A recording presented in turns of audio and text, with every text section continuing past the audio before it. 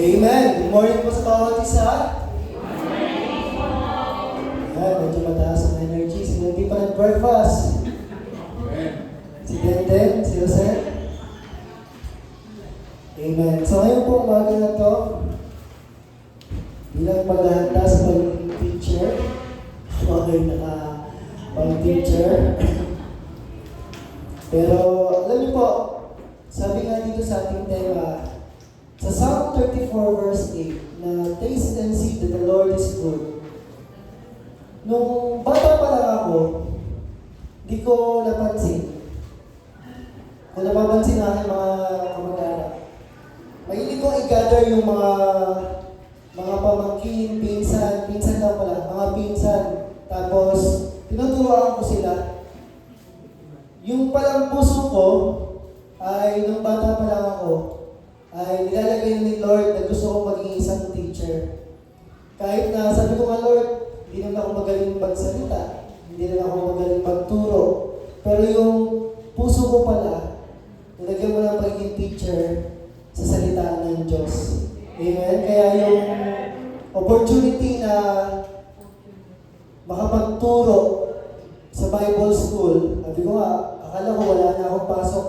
Meron pa din pala, tapos ang oras ko, 8 to 10. So maaga rin ulit gigising. Kasi yun yung first class. Kaya po, nagagalak ako. Kasi may mga bagay sa buhay natin, tandaan nyo to, na basta ikaw ay nagpatuloy sa Panginoon, mararanasan mong mabuti ang Diyos. Amen? Yung mga wala sa hinagap mo, na dati hindi ka naman naglalakad, ngayon naglalakad ka na, ay yung mga palakpak na, ay lalakaran natin sa Panginoon. Amen? Kaya dapat excited tayo kay Lord kasi may ginagawa ang Diyos sa buhay natin. Amen? At sa pag-aaral po natin ngayon, konektado ito sa ating napag-aralan ng Sunday. Naalala niyo ba yung tinuro ng Sunday? Okay? Let's assume na alam na. Okay? So, tayo po muli ay manalangin, dakilang Diyos, maraming salamat po sa iyong kabutihan, sa iyong katapatan. At ikaw lamang, Lord, ang maghari sa aming kalagitnaan. Walang ibang mataas, Lord, kundi ikaw lamang. Alam mo, Lord, ang dalangin namin mga puso. Alam mo yung mga sitwasyon namin, Panginoon. Tulungan mo po kami na sa umaga na ito, maunawaan namin kung gaano ka kumikilos sa aming buhay, Panginoon.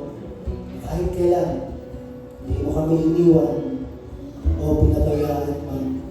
Kaya maraming salamat, Lord. Patuloy mo kami turuan at tubugin, banal na Espiritu. Maghari ka po sa lugar na ito. Maghari ka sa buhay ng bawat isa, Panginoon. Maghari ka sa iyong iglesia.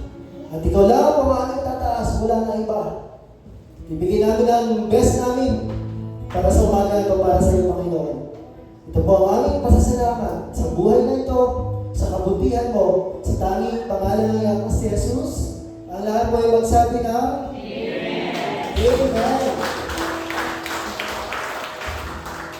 Amen. So ngayon po, sa pagpapatuloy ng ating pag-aaral, ay muli,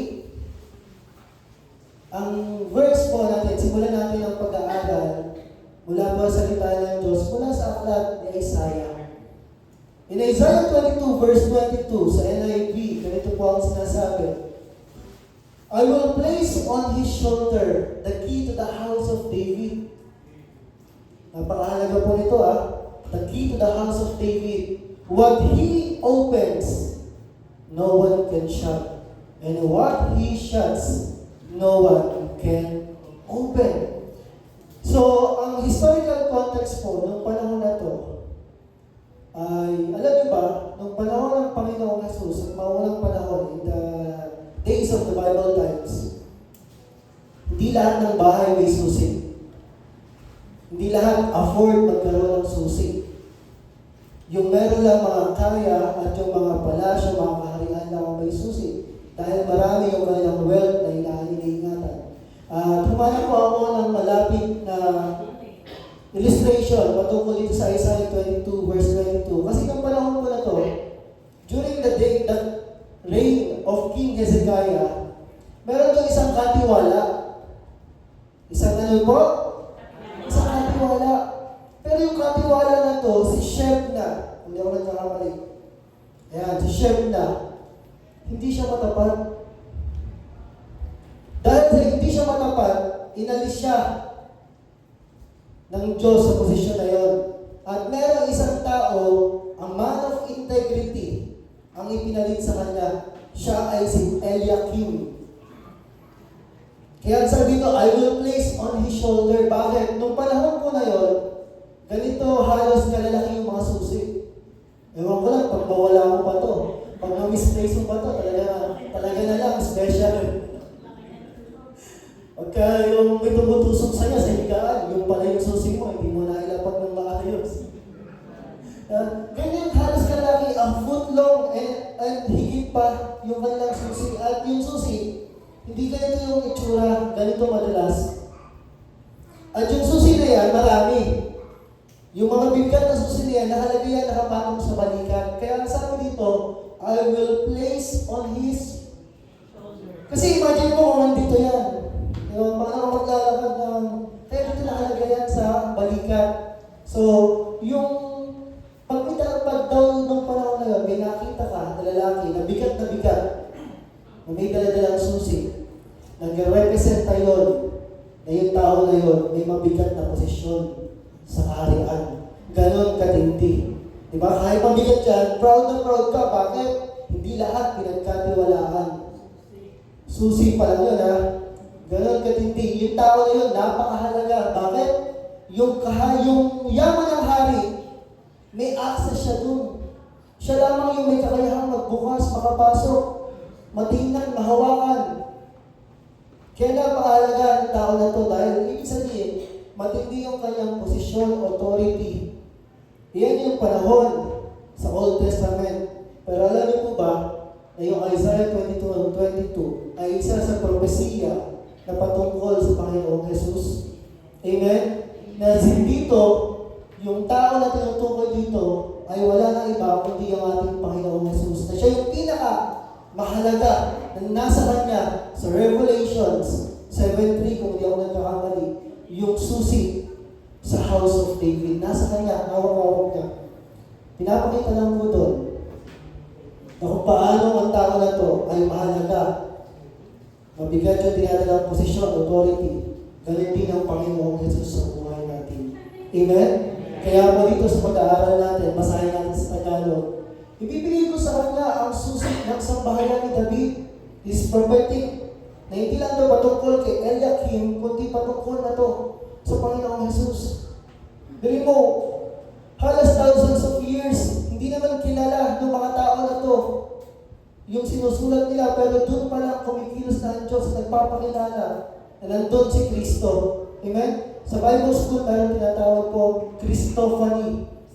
Na kung saan, in the Old Testament, kahit hindi pa pinapanganak, hindi pa nagkakatawang tao ang Panginoong Jesus, makikita mo doon sa Old Testament, nagiging Bisaya. Baka kasi Bisaya sa panahon nila. Nung Old Testament pa lang, andun na yung kapangyarihan ng Diyos. Makikita mo na nandun ang Panginoong Jesus kumikilos. Amen? Na kung saan yung kapangyarihan niya, ang sabi nga dito, walang makapagsasara ng anumang buksan niya. Amen? Kapag binuksan niya sa iyo ang kagalingan, pag binuksan niya sa iyo ang pagpapala, walang makakapagsara niya. Kahit gaano kataas ang presyo ng langis, pag sinabi ng Diyos, pinagpala ka. Pag sinabi ng Diyos, lingkod ka niya. Kahit anong sakit dyan, kahit anong mangyari, lingkod ka niya. Amen? At walang makakapagbukas ng anumang sanahan niya. Ganun katindi yung kapangyarihan ng ating Panginoong Jesus. Kaya po sa umaga na to, para mas lalo natin makilala ang Diyos, pag-aralan natin yung topic natin ngayong umaga na the orchestrator of open doors. Nasabihin natin na ng Diyos ang nagapag-ayos ng bukas na pintuan. Amen? Last Sunday, pinag-aralan natin yung mga opportunities, mga open doors sa buhay natin, pero may isang mahalaga doon. Ito yun. Amen? At napakasarap niyan sa Tagalog. Ayos. Na kung nawawala man yung aking mind, siya yung mag-aayos nito. Amen? Sino po nakapanood na ng orchestra? Orchestra. Symphony. Ako sa iyo ay palang sa laptop. Pangarap ko lang makapanood ng live performance. Pero alam niyo po ba ano yung orchestrator? Ang orchestrator sa isang orchestra, pare mag-produce ng isang piece, isang tugtog, tapos yung orchestrator, hindi siya yung yung conductor. Iba ang orchestrator sa conductor. Yung conductor, alam niyo naman, di ba? Ito yung naniningil sa bus. Yung saan ka po? Conductor yun. And yung conductor, ito yung nag-lead sa symphony sa orchestra ng magiging tugtog. So, ang orchestrator, yung piece na tinanggap niya, o kaya yung ginawa niya, sa bawat instrument, ilalapat niya yun, gagawa siya ng piece na para dun sa instrument na yun. Ano? Para sa gitara, para sa violin, iaayos niya yung lahat. Para sa bawat isa, para magkaroon ng isang magandang tunog. Pero may mga tao naman, siya na yung orchestrator, siya pa yung conductor. Ganun yung Panginoong Jesus sa buhay natin. Na siya yung orchestrator, siya din yung ating conductor. Na kung saan, siya yung pinakamatinding maestro ng buhay na to. Ano pong ibig sabihin? Na behind the scene, hindi man natin nakikita, o nakikita man natin, napapansin man natin, siya yung kumikilos sa buhay mo. Kaya ka nandito na yun. Amen? Siya yung gumagabay, siya yung nag-aayos, at siya yung naglalapat-lapat ng tamang kapanahunan sa buhay mo. Kaya kapag naunawaan natin to, hindi ka magdududa sa Panginoon. Hindi mo hahayaang malungkot yung sarili mo. Bakit? Maaalala mo na meron kang orchestrator na nag-aayos ng buhay mo. Amen? Siya yung kumikilos sa mga tao, siya yung kumikilos sa buhay ng bawat isa para ikaw, kapatid, maranasan mo yung kabutihan ng Diyos. Naalala ko tuloy yung Romans 8:28. Ano po sabi sa Romans 8:28?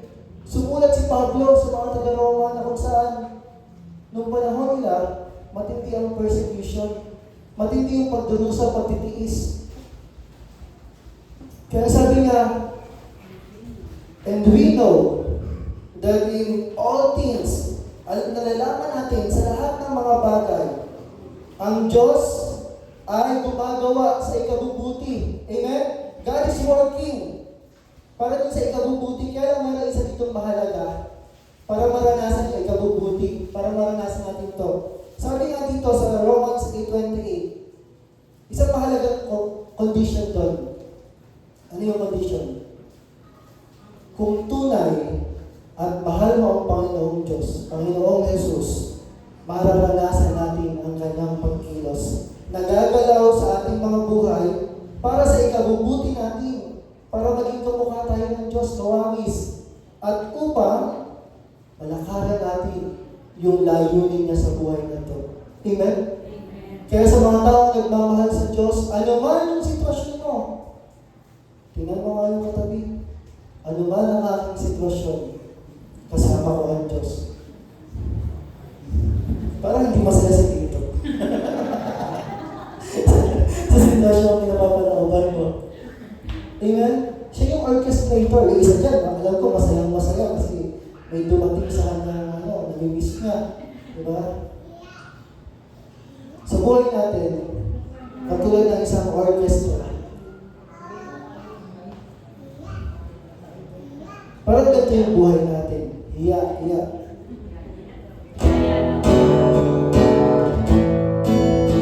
Diba? May mga parte ng buhay natin na masaya yung tunog. May mga parte naman ng buhay natin na parang malungkot, Lord, bakit ba ganito? Tapos minsan nararamdaman ko, Lord, bakit na parang ang bagal ng buhay? Bakit magbulang ko ng sitwasyon na ito? Pero alam nyo, sa orchestra, hindi laging masaya, hindi laging matuling, hindi laging malakas. May panahon na mahina. At ang lahat na ito ay isang bahagi ng isang napakagandang piece o tugtog. Amen? Sa buhay mo, ano ba yung gumagawa ang Diyos ng isang magandang tunog sa buhay mo. Amen? Inaayos niya yung buhay mo para at the end, makita mo yung kabuuan. May magandang plano ang Diyos sa buhay mo. Amen?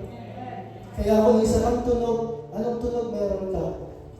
Tunog na malungkot? Tunog na masaya? Tunog na parang ang tulit-tulit? Tunog na mabagal? O tunog na nakakatakot? Yan ba di nga kaya?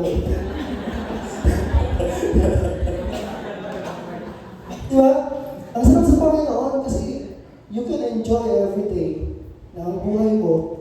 Diba yung kala mo malungkot, bahagi pala yan ng isang napakagandang tunog sa buhay mo, kapiling ng ating Panginoon Jesus. Amen? Kaya sabi ko na dito, para maunawaan, sabi niya, in John 10:7, ang pag-aaral po natin ay mula sa John 10:1-18. Sabi niya dito sa verse 7, so Jesus again said to them, truly, truly, I say to you, I am the door of the sheep. Sa Tagalog, kaya muling sinabi sa kanila ni Jesus, katotohanan ang sinasabi ko sa inyo. Hindi, ako ang pintuan daw. Hindi hiya-hiya. Ako ang pintuan ng mga tupa. Ay, baka yun ang ibig sabihin. Yan yun. Ako ang pintuan ng mga tupa. Diba? Kung paano ang isang pintuan, siya yung mayroong control sa access sa isang sheep pen. Ganon din daw yung ating Panginoong Jesus. Siya lamang yung nag-iisang kaparaanan para makapasok sa kaharian ng Diyos. Amen? Katulad ng pintuan na to. Diba? Hindi basta-basta nakakapasok. Siya na lang ang may kapangyarihan. Diba? Ganon ang Panginoong Jesus. Siya yung pintuan na to. At ang sabi pa nga dito, inulit pa na ulit sa verse 9. Nagpaparamdam. I am the door. If anyone enters by me, he will be saved and will go in and out and find pasture. Sa Tagalog, ako ang pintuan. Ang sino mang pumapasok sa pamamagitan ko ay maligtas. Papasok siya at lalabas at makakatagpo ng pastulan. Alam niyo ba yung mga kausap ng Panginoong Jesus dito? Ay yung mga Pharisees, mga Pariseo. Pinapakita nila, kaharap niyo na ako, eto na ako, pero hindi niyo pa rin makita. Kaya nga sila yung mga Pharisees, but cannot see. Amen? They cannot see the truth. Harap-harapan na nagpapakilala ang Diyos, walang ibang daan, kundi siya lamang. Walang ibang kaparaanan para tayo ay makabalik sa tamang relasyon sa ating Diyos Ama. Amen? Kaya, maunawaan natin, God is the orchestrator of open doors. At paano nga ba ito nangyayari? Tingnan po natin ang ating mga pointers sa umaga nito. Sino dito dumating sa panahon na kinukutsa mo yung mga born again? Yung natatawa ka, nawiwirtuhan ka, hindi mo maunawaan. Ba't na sila umiiyak? Ba't na sila tataas ng kamay? Church pa, pwede mo mag-Robinson na lang pag Sunday. Bakit? Dahil ang buhay natin, una, Jesus opens the door of faith. Binubuksan ni Jesus ang pinto ng pananampalataya. Paano po ito nangyayari? Diba? May panahon na matigas ang puso, sarado. Sabi nga nila, diba? Sarado, tigatag. Pero, ang mahal sa Panginoon, walang imposible sa Kanya. Amen? Diba? Ganyan, active, no? Dede.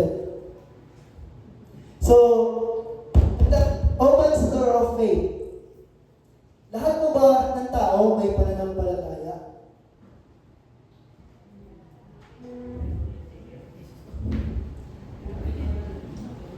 Lahat meron, pero hindi lahat may pananampalataya sa Diyos. Bakit? Halimbawa, pag pumunta ka sa barbero mo, di ba? Sa magugupit mo, may pananampalataya ka, nabibigyan ka niya ng magandang hairstyle, naaayusin niya yung bangs mo, dadagdagan niya, ganun, papadamihin niya. Yeah. Pag sumakay ka ng aeroplano, di ba, hindi ka naman nagtatanong, piloto, meron ka bang ganito? Maayos ka bang magpatakbo? Wala eh, sumakay ka doon. Kaya lang palataya ka, nagtitiwala ka, na makakarating ka ng maayos. Pero hindi lahat may pananampalataya sa ating Diyos. Kaya naman, ano yung pananampalataya? Ito ay nangangahulugan ng lubos na pagtitiwala kung sino si Jesus sa buhay natin. So, sino si Jesus? At kung ano ang kanyang ginawa upang maging matuwid tayo sa harapan ng Diyos. Kinikilala natin na, Lord, kailangan kita. So, pag nabuksan yung door of faith, ma-realize pala natin, katulad ng na-realize ko, yung buhay pala na to, walang kwenta kung wala si Jesus. Amen? Sabi nga ni Pablo, basura. Walang kwento. Walang kwenta. Pero sabi, pag nabuksan yung door of faith, kumikilos yung kapangyarihan ng Diyos sa buhay natin, para malaman natin na kailangan natin ng Diyos sa buhay na to. Na dati wala ka naman pakialam sa Panginoong Jesus, wala ka naman pakialam pag-study, pag-Bible study. Pero ngayon, nagpakialam ka na. Bakit? Kumikilos ang kapangyarihan ng Diyos sa ating mga buhay. Na ang buhay natin, makikita natin, ba't pala humarap ka kay Lord? Ang buhay natin, miserable. Amen? Kung gaano karumi, kung gaano kaitim. Pero ganun pa man, di ba? Makikita mo kung gaano katikas ang ulo natin. Amen? Kaya hindi ka na magtataka kung bakit matigas din ang ulo. Diba? Pero ganun pa man, inabot tayo ng Diyos at pinakita sa atin yung magandang plano niya sa buhay na ito. Amen? Na meron siyang magandang gagawin sa ating buhay. Kaya naman, pag nabuksan yung pinto ng pananampalataya, kapatid, magsisimula ka ng lumapit sa Panginoon. Magsisimula ka ng kilalanin sino ka nga Lord sa buhay na ito. Kaya nga po ang sabi dito, paano ba ito nangyayari? Sa NIV, the one who enters by the gate is the shepherd of the sheep.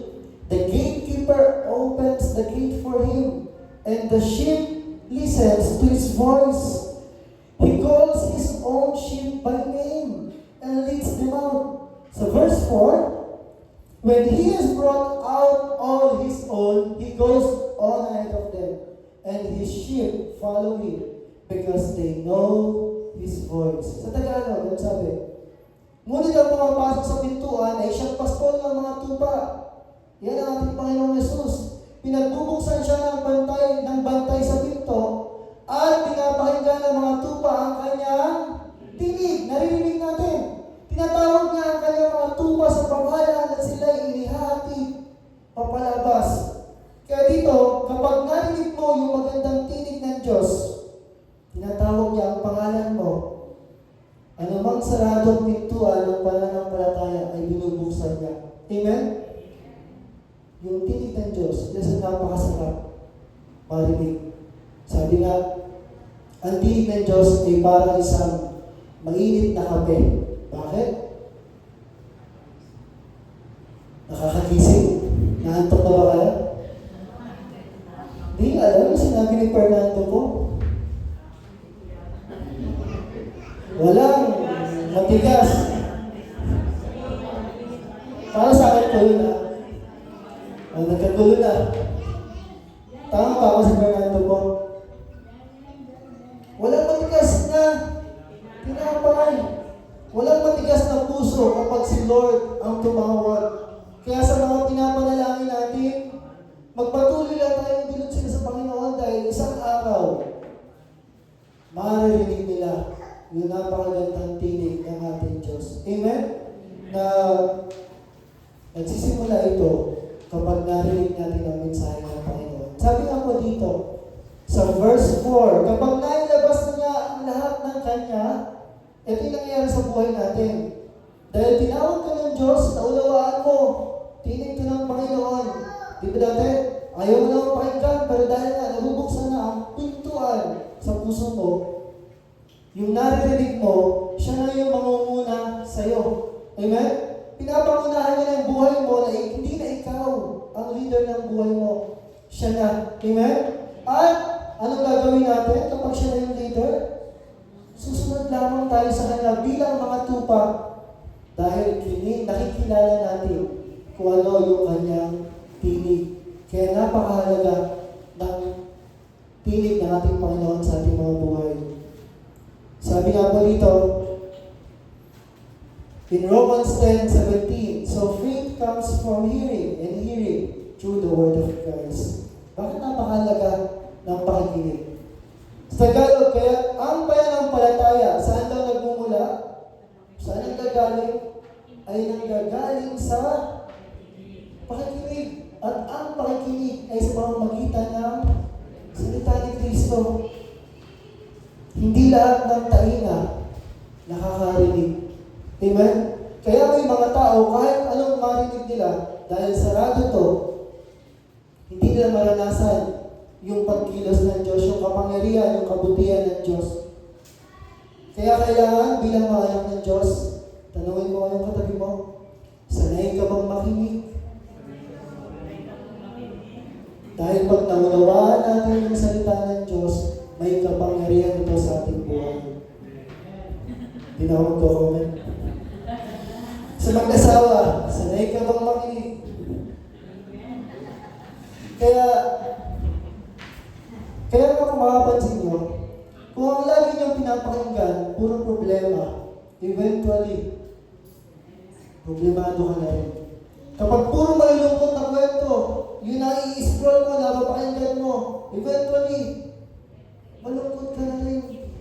Kung narinig mo, halimbawa, nagkaroon ka ng sakit, sumakit na yung ulo mo, ay may nakausap ka. Sabi pa naman sa'yo, alam mo yung kakilala mo, sumakit lang din yung ulo mo. Ngayon, wala na. Ano, pag-uwi mo, masaya ka? Hindi. Kasi yung nakapakinggan. Kaya nga kung pinupunto sa atin ng Romans 10:17, hanggat maaari, piliin mo yung pinapakinggan at lagi mong hanapin pakinggan ang salita ng Diyos. Amen? Na sana pag nag-Facebook ka, ang mga lumalabas sa wall mo, sa feed mo, mga salita ng Diyos. Hindi yung pag nag-Facebook ka, baka puro kayo napapakinggan doon. Baka puro kalokohan, puro kasinungalingan. Kaya napakahalaga, sanay ba tayo makinig sa salita ng Diyos? Amen? Dahil sa number 2, kapag nabuksan na yung pananampalataya, nakakarinig ka na sa Panginoon. Makikilala mo ang Panginoong Jesus at makikilala mo siya bilang the door of salvation. Si Jesus ang pinto ng kaligtasan. Kapag narinig mo ang tinig ng Diyos, malalagay na sa puso mo, Lord, hindi pwedeng malayo ako sa iyo. Hindi pwedeng wala ako sa buhay ko. Kailangan kita dahil ikaw ang aking kaligtasan. Alam niyo po ba nung panahon nila, marami ang nagkiklaim na sila ang Kristo o Mesiyas. Maraming kumukuha ng title na yun. Kaya ang sabi ng Panginoong Jesus dito sa verse 1, sabi niya, may mga tulisan, may mga magnanakaw, may mga peke na Kristo, na Mesiyas, may mga peke na tagapagligtas. At ang malungkot doon, kahit anong pangako nila ng kaligtasan, hindi nila ito matatagpuan sa kanila. Dahil ang kaligtasan lamang ay nasa Kanya. Amen?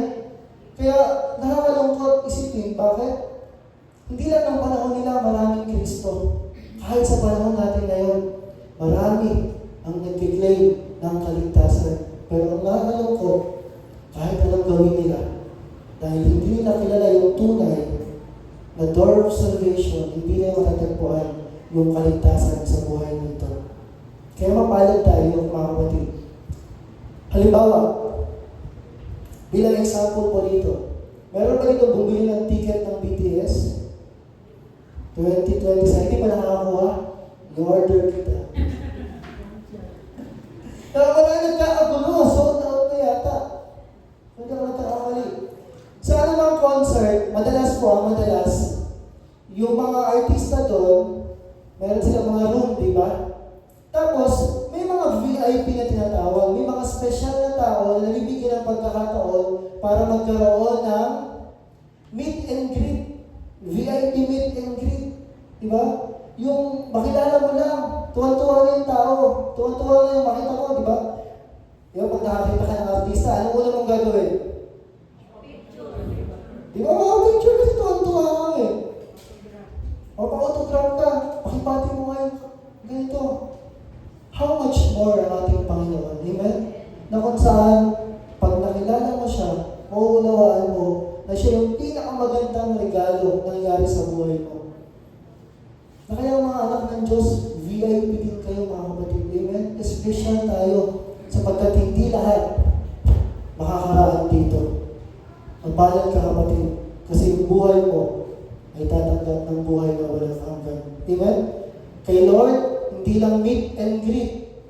Meet and greet and know and save and send. Amen? And serve. Marami. At ang maganda dito, sa meet and greet ni Lord, hindi ka na niya kailangan mapaalisin sa presensya niya. Amen? Hindi ka na niya kailangan iiwanan. Kaya kailangan sa buhay natin, unawaan natin na siya lamang ang daan sa kaligtasan. Siya ang kaligtasan. Sabi nga po dito sa 10 verse 9a, I am the door. If anyone enters by me, he will be saved. Sa Tagalog, ako ang pintuan. Ang sino mang pumapasok sa mga magitan ko ay maligtas. Naalala niyo po, during the time of Noah, diba? Si Noah, ilang taon, napakadaming taon niya ginagawa yung arko. Pero alam niyo, sa laki ng arko na yun, walang back door, walang emergency door, walang maraming pintuan. Isa lang din yung pintuan. Na ang sino mang dumaan sa pintuan na yun, maligtas. At ang maganda doon sa kwento ni Noah's Ark, si Lord yung nagsarado ng pintuan ng arko. Amazing na. Sa buhay natin, pag dumaan ka sa Panginoon Jesus, ngayon kasi graduhan ka sa iyong kaligtasan. Amen?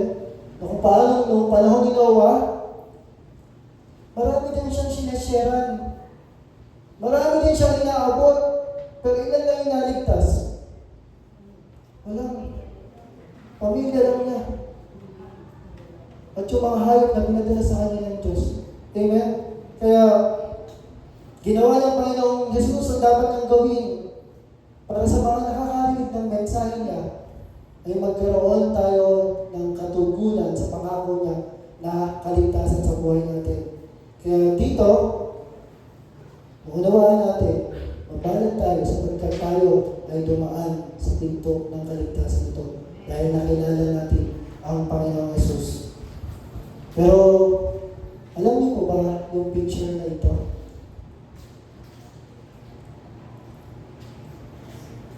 Hindi niyo siya nakita, pero ito ay simbolo ng iba't ibang religions. Meron diyang Islam, Buddhism, Scientology, Judaism, Paganism, Mayogan, saka Christian. May binubuo po yung salita. Nahulaan niyo ba kung anong binubuo yung salita?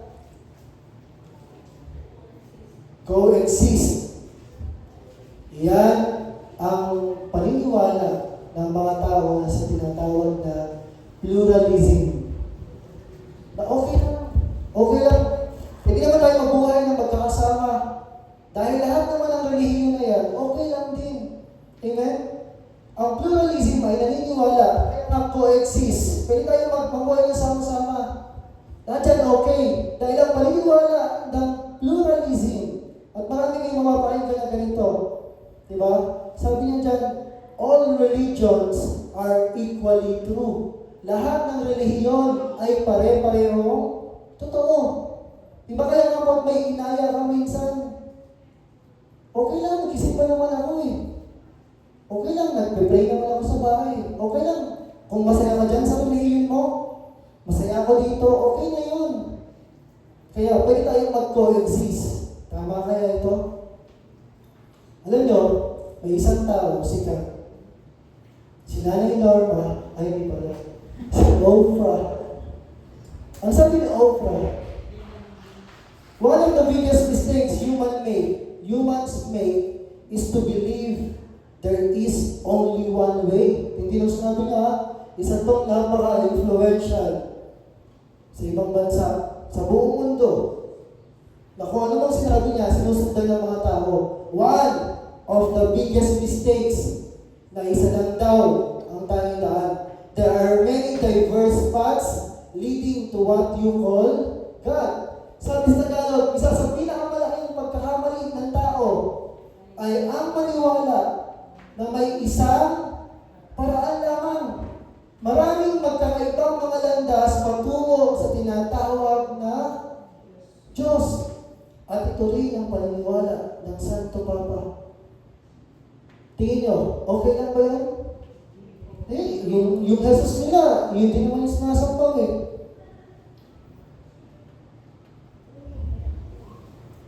Maligan mga kapatid. Bakit? Yung Jesus natin, iba sa Jesus nila. Amen? Yung Jesus natin, Diyos nagkatawang tao. Yung Jesus nila, tao lang. Yung Jesus nila, parang anghel lang. Yung Jesus nila, hindi totoo. Kaya magkaiba. Kaya sabi po, in Acts 4:12, ano sabi sa Acts 4:12 Tagalog? Walang kaligtasan sa kanila paman, sapagkat walang ibang pangalan sa ilalim ng langit na ibinigay sa mga tao na ating ikaliligtas. Sabi ito, walang ibang pangalan sa ilalim ng langit na ibinigay ng Diyos para tayo ay maligtas. Hindi si Pastor Aris ang magligtas sa inyo. Ni hindi rin si Mary. Ni hindi rin ang Santo Papa. Ni hindi rin ang mga santo. Walang iba kundi ang Panginoong Jesus, ang pangalan ay binigay ng langit para tayo ay maligtas. Kaya maunawaan natin, isa lang, eksklusibo ang daan patungo sa kaligtasan. Iisa lang. Pangatlo, kapag naunawaan mo at nakaranas ka ng kaligtasan, diba? Ang magulang, meron kayong karakter na hanggat maaari sa puso nyo, hindi kayo papayag na yung mga bata, yung mga anak nyo, nakaranas ng pagdurusa. Diba? Hanggat maaari, hindi kayo papayag na hindi sila mabigyan ng magandang buhay. Tama? Na kahit ikahos, ginagawa mo lahat para maibigay yung maganda sa kanila. Alam nyo, mas lalong higit ang ating Panginoon dahil hindi siya papayag na manatili tayo sa ating mga sitwasyon. Kaya sa number 3, maunawaan po natin, Jesus gives freedom and provision. Si Jesus ay nagbibigay kalayaan at paglalaan na hindi papayag ang Diyos na hindi natin maranasan yung magandang buhay na inilaan niya para sa iyo. Kaya pala minsan may mga nangyayari na hindi mo maunawaan. Bakit? Kumikilos ang Diyos sa buhay mo. Hindi papayag ang Diyos na hindi ka lumaya sa mga sitwasyon o kulungan na nilagay ng Diablo sa iyo. Na kung saan ito yung nagpapahirap, naglalayo sa iyo sa Panginoon. Hindi papayag ang Diyos na hindi ka lumaya sa anumang sitwasyon na yan. Dahil isang araw, at ngayon pa lamang nararanasan natin yung patuloy na paglaya sa Panginoon. Amen? Sabi nga ng kanta, hindi papayag ang Diyos na hindi ka papalagin kung ikaw ay susunod, kung ikaw ay susunod. Hindi papayag ang Diyos. Kaya, alam ng Diyos yung mga sitwasyon natin, mga kapatid, mga sitwasyon na mahirap. Pero alam nyo, bad news. Sabi nga, bad news. Ano yung bad news? Kahit anong gawin mo, hindi ka makakaalis sa sitwasyon na yun. Yan ang mas naklat na katotohanan. Pero, may good news. Ano yung good news? Kayang-kaya ng Panginoong Jesus na alisin tayo sa sitwasyon na yun. Amen? Na kahit anong sitwasyon mo, basta kasama ang Diyos. Sakit man yan, problema man yan, pera man yan, alisin upang maranasan ang iyong kalayaan. So, bang lumaya, kapatid? Siyempre, sa sitwasyon na mahirap, yung gawa ng diablo. Amen? At yung paglaya na yan, papunta sa pintuan ng kasaganahan. Amen? Dahil ang sabi nga po dito sa John 10, 9b to 10, they will come in and go out and find pasture. The thief comes only to steal and kill and destroy. I have come that they may have life and have it to the full. Papasok siya na labas at makakatagpo na pastulan. Diba? Dumarating ang magnanakaw para lamang magnakaw, pumatay at manira. Sabi ng Panginoon, naparito ako upang ang mga tupa ay magkaroon ng buhay na masaganang lubos. Sino dito nakaranas dati na mayroong ref sa bahay?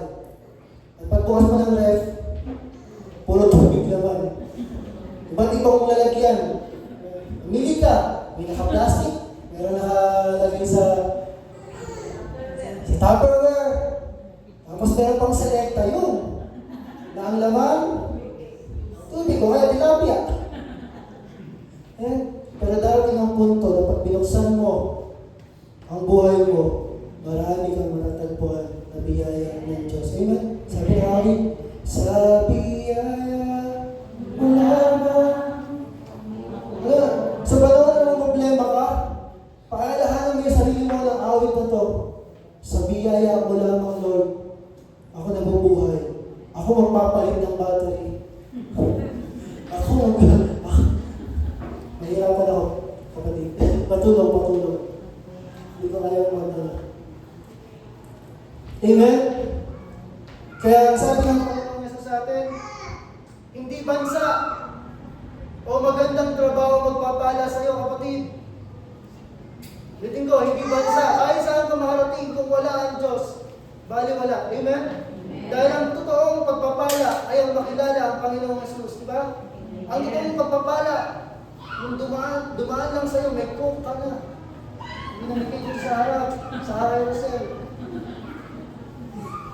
Kaya, ang pinakamasarap sa buhay na to, sundin mo lamang palagi yung pastol ng buhay mo. Sabi dito, makakatagpo siya ng pastulan.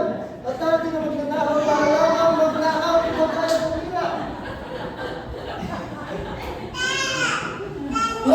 Ang maganda doon, katulad na example, kung paano, saglit ko lang ako pinahabol sa Jay, huwag na naman ako ano yun. Dito siya. Yung buhay natin parang ganun. Ayan? Hanggat sumusunod ang Panginoon, mararanasan mo yung buhay na pinagpala ng Panginoon. Amen? Mararanasan mo kung gaano napakasarap ng buhay. Alam niyo po, ang pinakamaganda palang plan sa buhay ay hindi yung insurance, retirement plan, St. Peter's plan, Pag-ibig PhilHealth, lahat yan wala ako. Pero hindi nga sinasabi na hindi yun mahalaga. Isang araw, inaayos ni Lord yan. Dati nga, wala naman akong bangko eh. Ngayon, may bangko na ako. Kahit konti naman, mahalaga may bangko. Inaayos ng Diyos, pero ang pinakamasarap palang plan sa buhay, kapatid, kahit hindi ka ba nakakapaghulog ngayon sa pansamantala, sa iyong PhilHealth, sa iyong pag-ibig, ay yung Jesus plan. Amen? Kahit saan kadali ng buhay, walang expiration ang plano ng Diyos na maganda para sa atin. Amen? Tuloy mo, kahit na uwak, di ba? Kahit yung uwak, kayang gamitin ng Diyos para madalhan ng pagkain yung kanyang lingkod. Ikaw pa kaya? Na ngayon ay ang ganda-ganda mo, ang pogi-pogi mo. Pinagpala ka ng Diyos, kapatid. Amen? Dahil kapag naunawaan mo sa Diyos, merong pagpapala.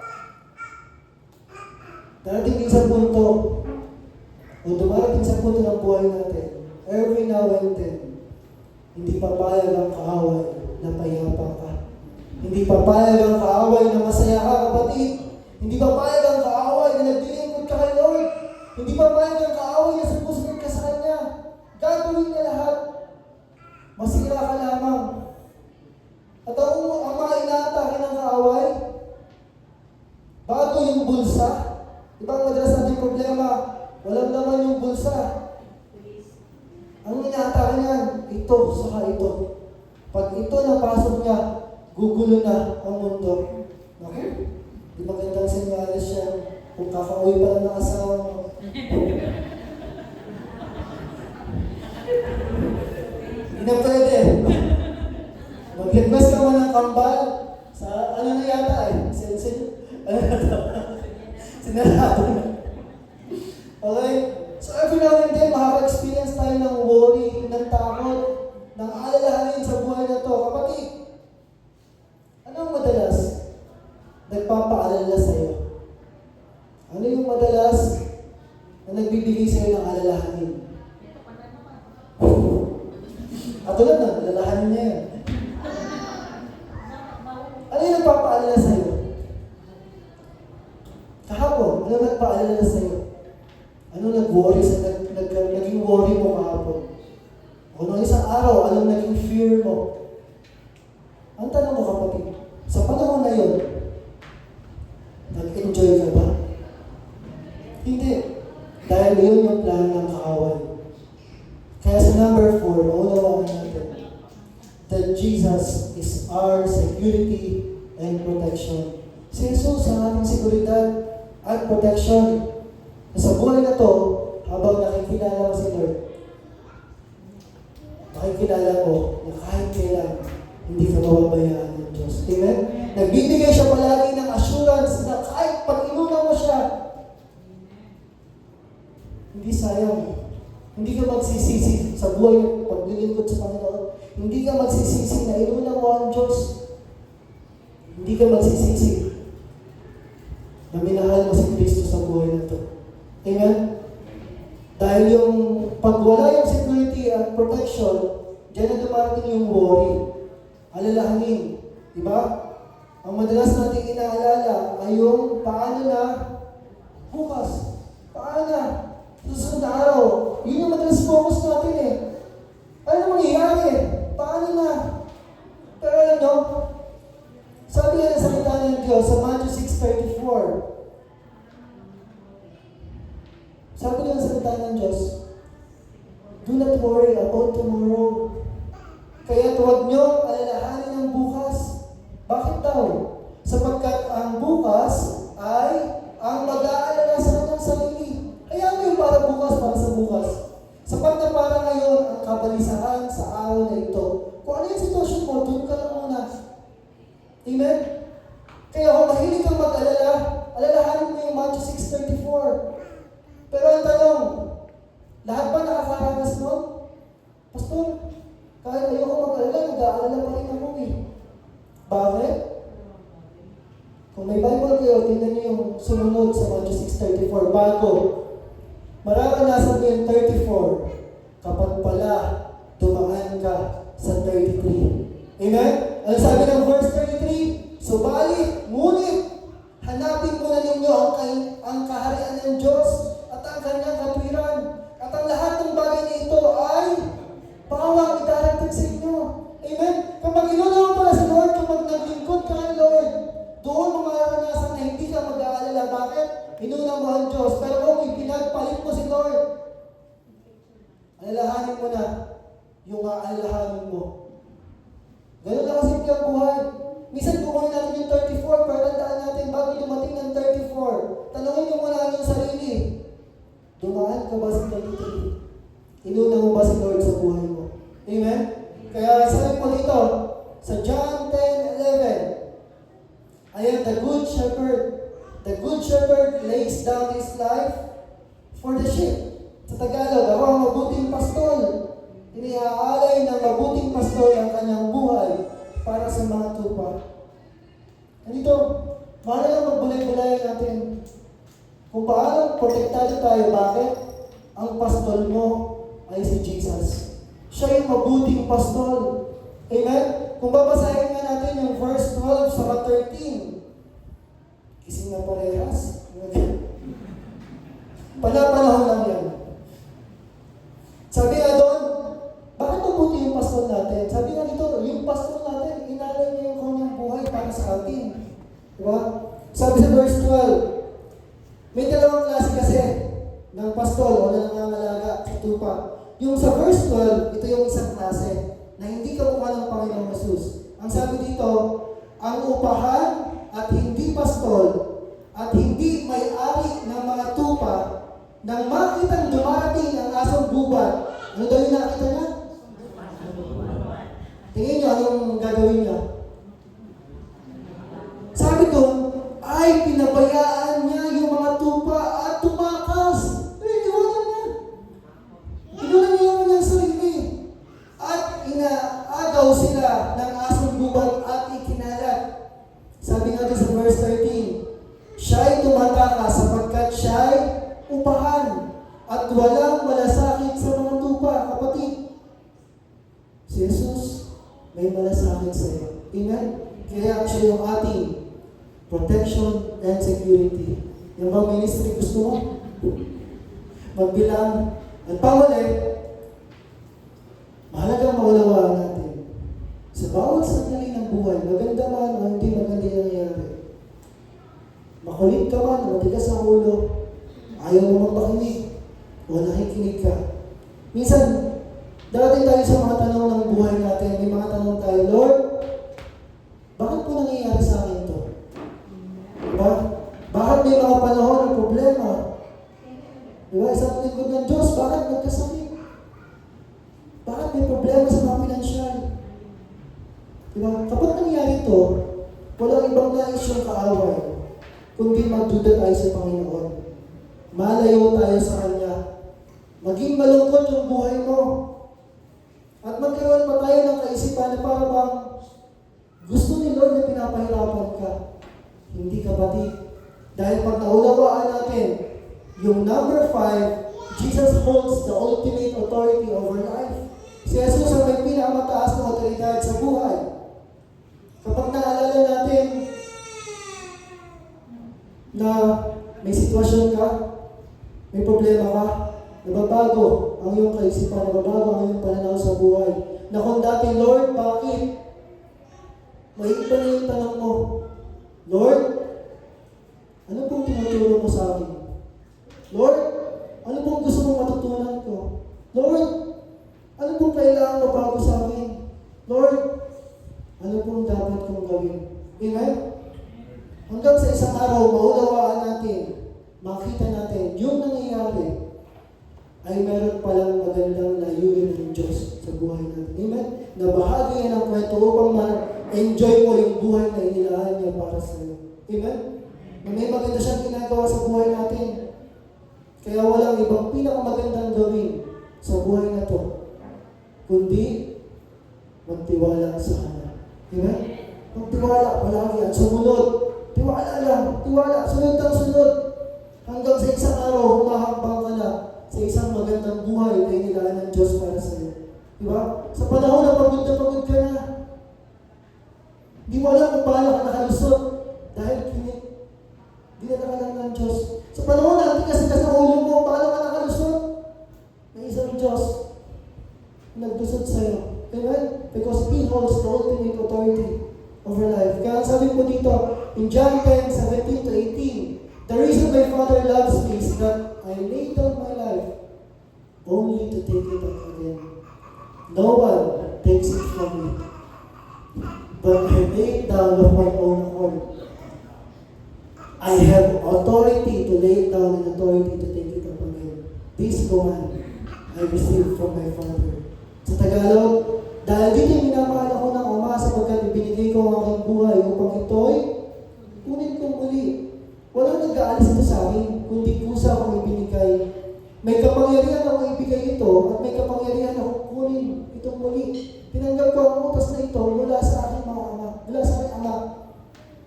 Dahil pinapakita ng Diyos na hindi siya pinilit, na hindi siya kunarsa, na hindi kagustuhan ng gobyerno ng panahon na yung mga Romano na siya ay mapako sa krus, kundi ito ay binigay niya ng pusa yung buhay niya para sa atin. Tingnan, hindi niya pinilit.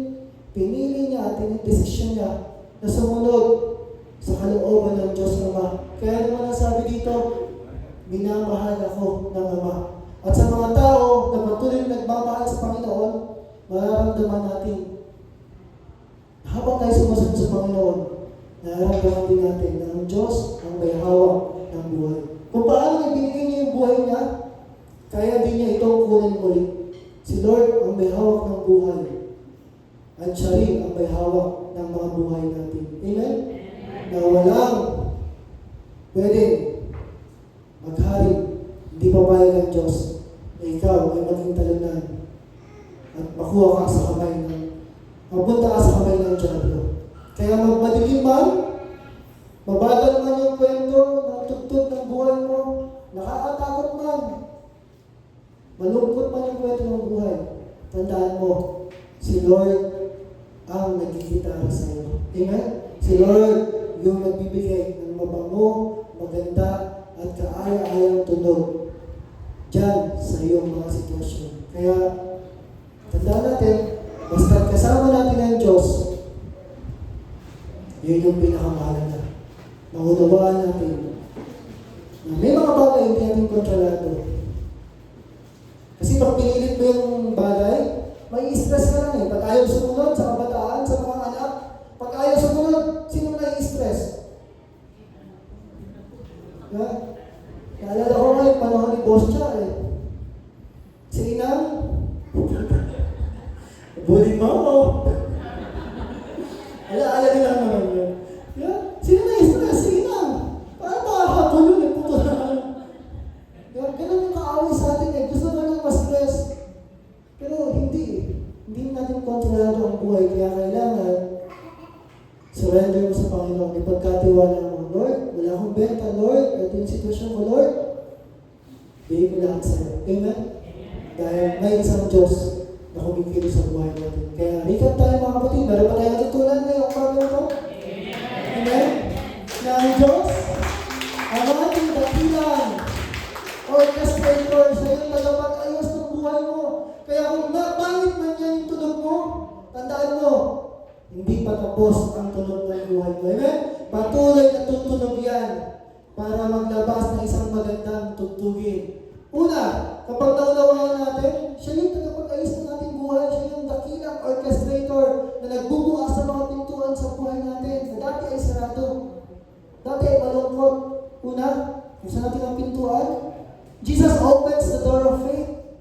Amen? Medyo maliit lang. Pasensya na kayo. Sinubukan ko lang ito sa ChatGPT eh. Sasend ko lang sa GC natin. Okay lang po. Okay. Ipicturean ko na lang sa GC. Medyo maliit eh. Open sa door of faith. Binubuksan na ang ating pananampalataya. Kapag narinig mo ang tinig ng Diyos, hindi na magmamatigas ko.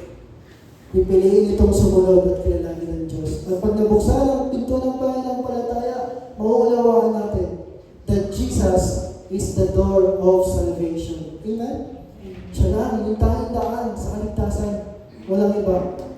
Dahil gusto niya iligtas ka niya. At pag naligtas ka niya, syempre, bibigyan ka niya ngayon ng kalayaan at magandang buhay, provision, paggalaan. Hindi ka kailanman pagkukulangin ng Diyos. Amen? Dahil pang-apat, aalagaan, iingatan ka niya, poprotektahan ka niya because He is our security and protection. Siya lamang ang ating seguridad at protection. At panglima, dahil siya ang ultimate authority over life. Amen? Si Jesus ang may pinakamataas na autoridad sa buhay na ito. Yung buhay mo, ibinigay mo sa Panginoong Jesus. Nasa pinakamainam kang araw. Amen? Nasa pinakamainam ka na buhay na inilaan ng Diyos. Kaya sa lima na ito, alahanin natin, kung ikaw ay may mga sitwasyon, tandaan mo, may isang conductor na nagbibigay ng gabay, ng tempo, nagbibigay ng direksyon kung saan ka dapat pumunta. Kailangan mong masabayan yun. Amen? At iwan ako po sa inyo itong John 10:14-15. I am the good shepherd. and my own know me, just as the Father knows me, and I know the Father, and I lay down my life for the sheep. Ako, ang mabuting pastor, sabi ng Panginoon Jesus. Kilala ko ang sariling akin. Kilala ka niya, kapatid. At kilala ako ng sariling akin. Nakikilala mo rin siya.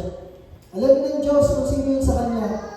Alam ng Diyos na yung puso mo, isang araw, tutugon sa panawagan niya. Amen?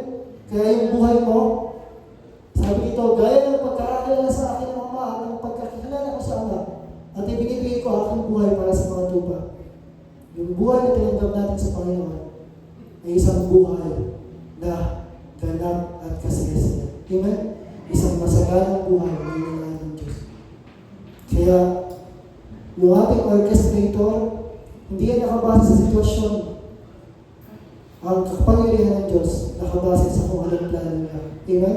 Kaya lagi mo hanapin tingnan ang gagawin ng Diyos sa buhay mo. Sige lang po, mensahe ng Diyos natin ngayong umaga na ito. Uli, di ba ating palampakan ng ating Panginoon?